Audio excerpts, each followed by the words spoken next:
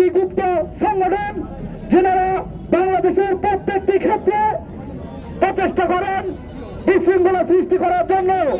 তাই আমরা ছাত্রদল তাদেরকে বলে দিতে চাই, এই বাংলার মাটিতে আপনারা যতই ষড়যন্ত্র করেন, এই বাংলার মাটিতে আপনারা তারেক রহমানকে দিয়ে যতই নোংরামি করেন, আমরা যারা ছাত্রদল থাকতে এই বাংলার মাটিতে আপনারা কোনো কিছুই করতে পারবেন না। শহীদ রাষ্ট্রপতি জিয়াউর রহমান শুধু একজন মুক্তিযোদ্ধা নন, তিনি বাংলাদেশের স্বাধীনতার ঘোষক। ম্যাডাম খালেদা জিয়া শুধু একজন প্রেসিডেন্টের তো সহধর্মী নন, তিনি তিনবার বাংলাদেশের প্রধানমন্ত্রী, বিরোধী দলীয় নেত্রী, তিনি রাজপথের লড়াকু নেত্রী, তিনি বাংলাদেশ ছেড়ে যান নাই। আজকে বিএনপির জনপ্রিয়তা দেখে আপনারা ঈর্ষান্বিত হয়ে মিডিয়া ট্রায়ালের মাধ্যমে ঢালাওভাবে বিএনপির বিরুদ্ধে বিভিন্ন ধরনের মব সৃষ্টি করছেন। আজকে আপনাদের উদ্দেশ্য জাতির কাছে অত্যন্ত স্পষ্ট, কেননা আপনারা গোপন তৎপরতা দীর্ঘদিন থেকে অভ্যস্ত।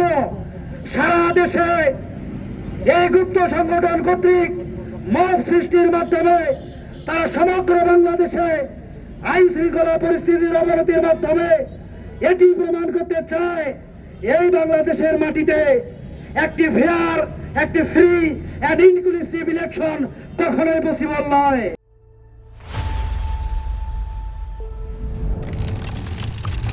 আমরা যখন মিছিল করেছিলাম, স্লোগান দিয়েছিলাম, মাইর খেয়েছিলাম, মামলা খেয়েছিলাম, তখন কিন্তু আমরা কাউকে খুঁজে পাই নাই। এমনকি ঢাকার রাজপথে আমরা মিছিল স্লোগান করেছিলাম, তখনও কিন্তু কোনো গুপ্ত সংগঠন, ওই লুঙ্গিতলে সংগঠন খুঁজে পাই নাই। আজকে আপনারা মনে করছেন আমাদের শীর্ষ নেতৃবৃন্দের নামে কুরুচিমূলক মন্তব্য, স্লোগান। আমার প্রিয় নেতা এই 54 বছরে যে মানুষটিকে সর্বদলীয় ভাবে, যার শাসন আমল, যাকে শ্রদ্ধা করে এবং শ্রেষ্ঠ শাসক হিসেবে সবাই তাকে খ্যাতি অর্জন করতে পেয়েছেন, সেই মানুষটাকে নিয়ে, যিনি একটা সময় বাংলাদেশের সেনাবাহিনী প্রধান ছিলেন, বাংলাদেশের রাষ্ট্রপ্রধান ছিলেন, স্বাধীনতা ঘোষক ছিলেন, তার ছবি অবমাননা করা আপনারা মনে করেছেন এখানে পার পেয়ে যাবেন।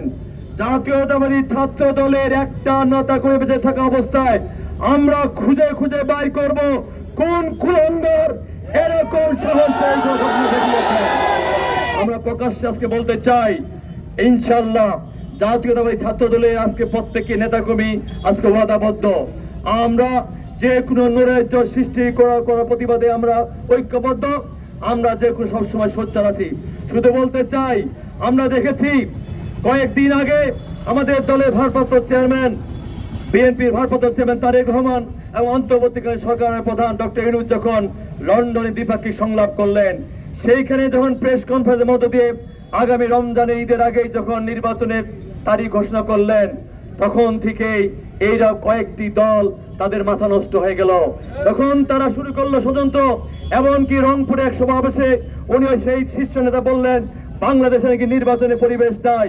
আমরা বলতে চাই, 300 আসনের প্রার্থী ঘোষণা করেন, কখনো বলেন আগে স্থানীয় সরকার নির্বাচন, কখনো আপনি পিআর পত্রে নির্বাচন চান, কখনো বলেন এপ্রিলে নির্বাচন, কখনো বলেন জুনে নির্বাচন, কখনো বলেন ডিসেম্বরে নির্বাচন।